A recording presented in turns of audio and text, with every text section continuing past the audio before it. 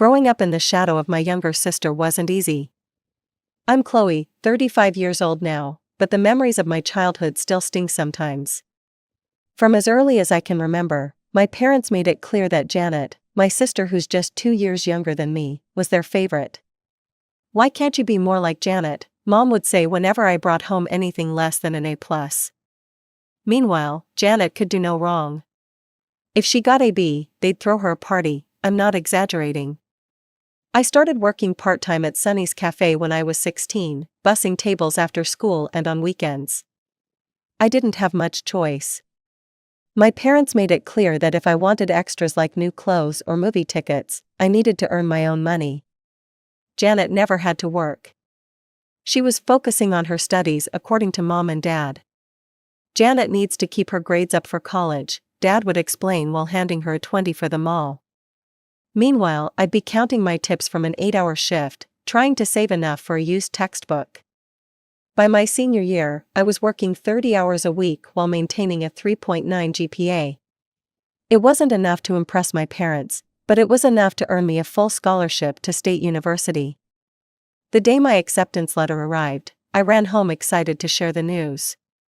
"That's nice," Mom said, barely looking up from her magazine. "Janet's applying to Princeton next year." College wasn't much different. I lived in the dorms, worked 2 jobs, and still managed to excel in my classes. I chose landscape design as my major because I'd always found peace working with plants.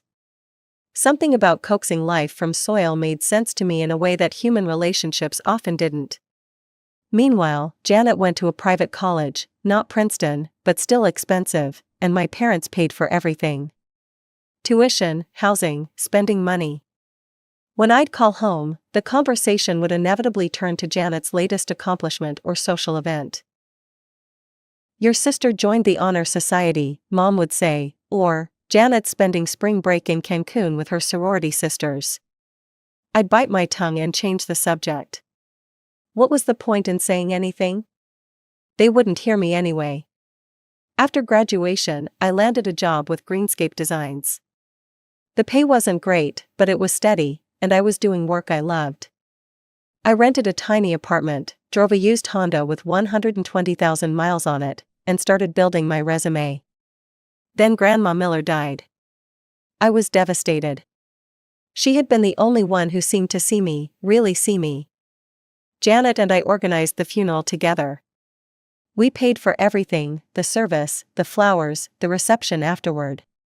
Our parents showed up for about 15 minutes, looking strangely unhappy, then left before the burial was even complete.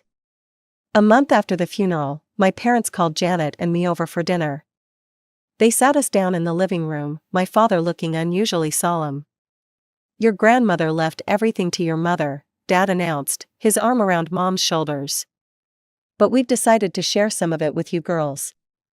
Mom nodded. "We're giving you each $20,000. I nearly choked on my water. $20,000 was more money than I'd ever seen in my life. Janet squealed and hugged them both, already talking about a new car and a vacation. I was more cautious. "Can I see Grandma's will?" I asked. Mom's smile faltered. "There's no need for that, just be grateful for what we're giving you." Something felt off, but I pushed the feeling aside. $20,000 could change my life. It could be the start of something I'd been dreaming about for years, my own landscaping business. Within a month, I had quit my job, filed for a business license, and launched Chloe's Garden Design. I started small: flower beds, shrub installations, small garden layouts. I worked alone, from dawn until dusk some days, building my client list through word of mouth. It was terrifying and exhilarating. For the first time in my life, I was completely on my own, answerable to no one but myself and my clients. There were nights I lay awake wondering if I'd made a terrible mistake, if I should have stayed in the safety of a regular paycheck. But then the referrals started coming in. One satisfied client told another, and soon I was booking jobs weeks in advance. Within 2 years, I had hired my first employee, a college kid named Marcus who reminded me a bit of myself at that age. Within 4 years, I had a team of 6 and had expanded into commercial contracts. By year 5, I was bidding on city beautification projects and winning. My little company that started with $20,000 and a dream was now generating enough profit for me to put a down payment on a house. Not a mansion, not even a new build, but a sweet little craftsman with good bones and a yard where I could experiment with my own garden designs. For the first time in my life, I felt successful. Proud. Like I had finally proven my worth, if only to myself.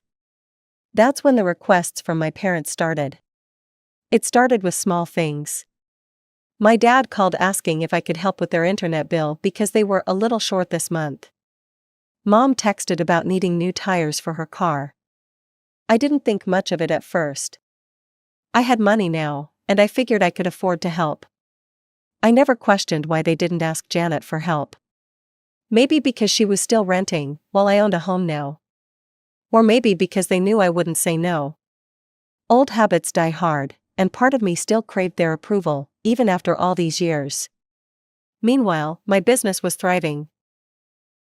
I had a team of 15 now, with specialists in hardscaping, irrigation, and plant care. We had contracts with 3 different municipalities for park maintenance and had just landed our biggest project yet, redesigning the gardens around City Hall. Chloe's garden design is becoming quite the success story, Mayor Peterson said at the contract signing, cameras flashing around us. The next day, my face was on the front page of the local business section. 2 days later, my parents showed up at my office unannounced. "Sweetie, we need to talk to you about something important," Mom said, settling into one of my client chairs without waiting for an invitation. Dad nodded, sitting beside her. "We've been thinking it's time to upgrade our car. We're looking at the new Ford Explorer. The dealership is running a special, but we'd still need about $40,000. I stared at them, waiting for the punchline. When none came, I realized they were serious. "You want me to buy you a $40,000 SUV? I asked, my voice rising despite my efforts to stay calm. Dad looked offended. "After everything we've done for you? We're the reason you have all this." He gestured around my office. "Who gave you the money to start this business?" I felt like I'd been slapped. "You gave Janet and me $20,000 each from Grandma's inheritance. And I built this business from the ground up, by myself, for 10 years. And you wouldn't have had that opportunity without us," Mom said sharply. "We invested in you, Chloe, now it's time for you to repay that investment." The conversation spiraled from there. I pointed out that I was still driving my old Honda with over 200,000 miles on it, that all my extra capital was tied up in expanding the business. "I've helped you out plenty of times already," I said, "but I can't buy you a luxury SUV when I can't even afford one for myself." Mom's face hardened in a way I'd seen many times before, usually right before she compared me unfavorably to Janet. "You owe us," she said coldly. "We gave you your start, and now that you're successful, it's time to pay us back." Something snapped inside me. Maybe it was decades of feeling like I was never good enough, or maybe it was the sheer audacity of their demand. Either way, I'd had enough. "I don't owe you anything," I said, standing up. "In fact, I'm done giving you money, for anything. You've taken enough." Mom's eyes narrowed. "You'll regret that decision, Chloe, mark my words." For 2 weeks, I heard nothing from them. No calls, no texts, no surprise visits. I started to think maybe they'd accepted my decision, that perhaps our relationship could reset to something more normal. Then the letter arrived. I was sorting through my mail after a long day overseeing a new installation when I saw the envelope with the law firm's logo in the corner. Puzzled, I opened it and began to read. "Dear Ms. Miller, we represent Richard and Susan Miller in the matter of repayment of funds provided to you on March 15, 2012. My heart pounded as I continued reading. My parents were threatening to sue me for $60,000, the original $20,000 plus what they calculated as lost profits, interest, and inflation over 10 years. The letter ended with a thinly veiled threat: "We suggest resolving this matter out of court, as litigation would result in significant additional legal fees and court costs for all parties involved." I sat down hard on my couch, letter still clutched in my trembling hand. They were actually suing me, my own parents. Something didn't add up, though. In all the years I'd known them, my parents had never given me money without strings attached. Yet that $20,000 had come with no apparent conditions, no repayment terms, no contract. It had been presented as my share of Grandma's inheritance. The inheritance. Grandma Miller had always doted on Janet and me when we visited. I remembered how she'd meet us on the porch, never letting my parents inside. She'd take us into her house alone, serve us cookies, and tell us stories about her life. And she'd always say the same thing when we left. "Remember, girls, everything I have will be yours someday, you're my legacy." I'd forgotten those words until now. But sitting there with a legal thread in my hand, everything started to click into place. My parents' strange behavior at the funeral. Their reluctance to show me the will. The unexpected windfall that seemed so out of character for them. I reached for my phone and scrolled through my contacts until I found Aunt Marge, Mom's cousin who had been close to Grandma. I hadn't spoken to her in years, but I needed answers. She picked up on the third ring. "Chloe? Is that you, dear?" What a lovely surprise. After a few minutes of catching up, I steered the conversation toward my grandmother. "Aunt Marge, do you remember anything about Grandma's will? About what she planned to leave behind?" There was a pause on the line. "That's an odd question after all this time," she said carefully. "But yes, Aunt Evelyn was quite clear about her intentions. She had a sizable nest egg and she wanted it to go to you and Janet. I don't know the exact figure, but she once mentioned having put aside $100,000 for each of you. $100,000 each, and we'd receive 20. "Why are you asking about this now, Chloe?" Aunt Marge asked, concern in her voice. I took a deep breath and explained about the lawsuit, the sudden demands for money, the pieces that weren't fitting together. "Contact the notary who handled the estate," she advised. "If something's not right, that's where you'll find answers." We chatted a bit more, and after hanging up, I sat in silence, processing what I'd learned. I'd never signed anything giving up my inheritance. I'd never even seen the will, unless. A chill ran down my spine as I realized what must have happened. And suddenly, I knew exactly what I needed to do next. The notary's office was in a small brick building downtown. I'd driven past it hundreds of times but never had reason to go inside. Now, as I pushed open the heavy glass door, my heart was pounding so hard I could feel it in my throat.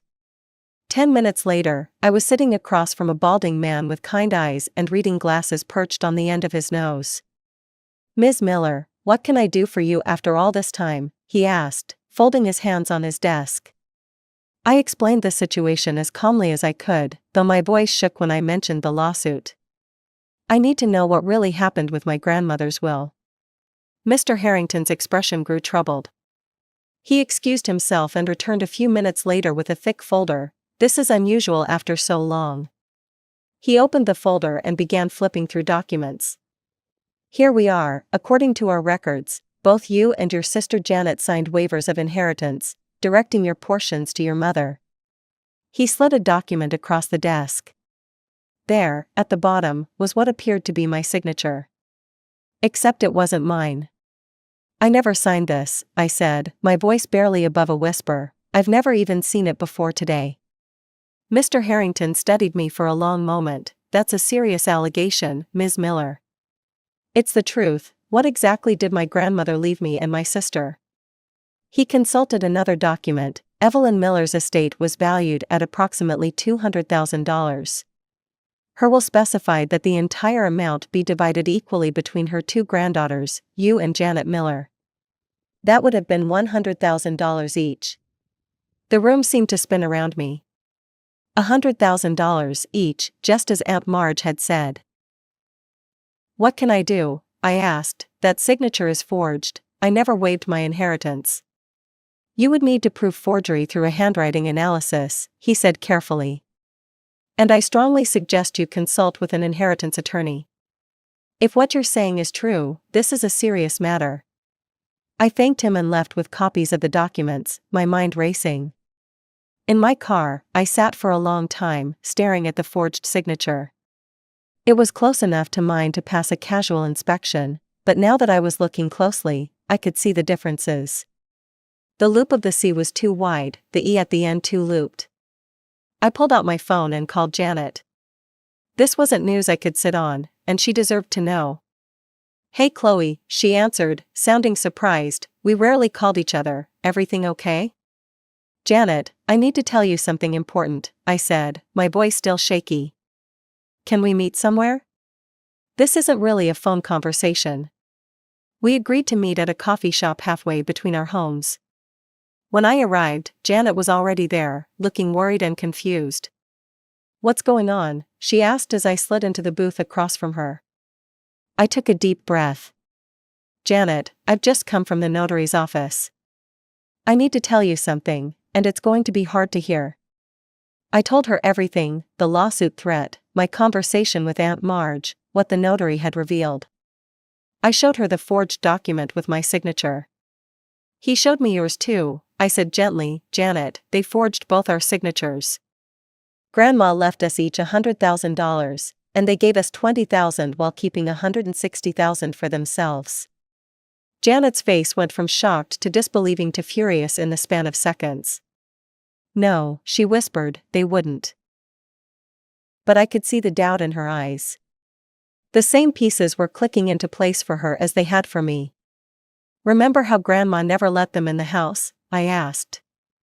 "How they barely showed up at her funeral? How Mom always dodged my questions about the will?" Janet's eyes filled with tears. "I had no idea. I trusted them." "So did I said, reaching across the table to squeeze her hand. "And now they're threatening to sue me because I wouldn't buy them a new car." Janet wiped her eyes, her expression hardening. "What do we do?" "We fight back," I said with more confidence than I felt, "together." That evening, I called my mother. My hand was steady as I dialed, anger having replaced my earlier shock. "Chloe," she answered, her voice sugary sweet, "have you reconsidered our offer?" "I went to see Mr. Harrington today," I said, cutting straight to the point. "The notary who handled Grandma's estate." Silence on the other end. "He showed me the waiver of inheritance with my forged signature on it, and Janet's too." "I don't know what you're talking about," Mom said, but her voice had lost its sweetness. "Grandma left us each $100,000. You and Dad took $160,000 that wasn't yours, and now you have the nerve to threaten to sue me?"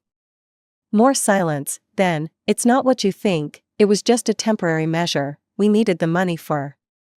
"I don't care what you needed it for," I interrupted. "You stole from your own daughters." "We've changed our minds about the lawsuit," she said quickly. "It was just a joke, a way to get your attention, let's just forget the whole thing."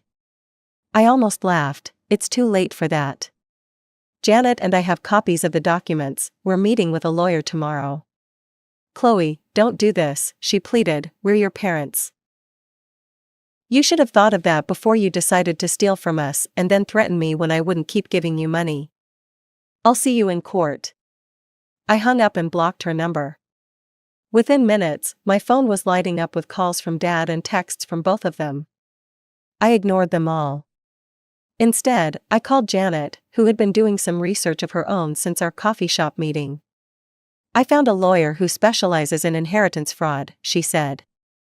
"And a handwriting expert who can testify about the forgeries. We have a real case, Chloe." We talked for hours that night, really talked, for what felt like the first time in our adult lives. About our childhood, about how our parents had manipulated us both in different ways, about the wedge they'd driven between us. The next few months were a whirlwind of legal consultations, sworn statements, and tense negotiations. Janet and I pooled our resources to hire Trevor Simmons, an attorney who specialized in inheritance fraud. He didn't sugarcoat our situation. "It won't be easy," he warned during our first meeting. "These cases often come down to one person's word against another's. But the forged signatures give us solid ground to stand on." We also hired Marissa Chen, a forensic handwriting expert who confirmed what we already knew: the signatures on those waivers weren't ours. My parents' lawyer reached out several times, proposing settlements that ranged from insulting to laughable. First, they offered to drop their lawsuit against me if I dropped mine against them, as if that made us even. Then they offered to pay us each another $20,000, bringing our total to $40,000 each, still far short of the $100,000 we were each entitled to. "They're getting desperate," Trevor observed after their third lowball offer. "They know they're in trouble." Throughout it all, Janet and I grew closer than we had ever been.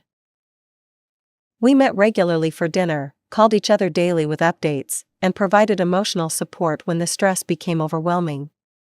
For the first time, we were truly sisters, united against the people who had spent decades driving us apart.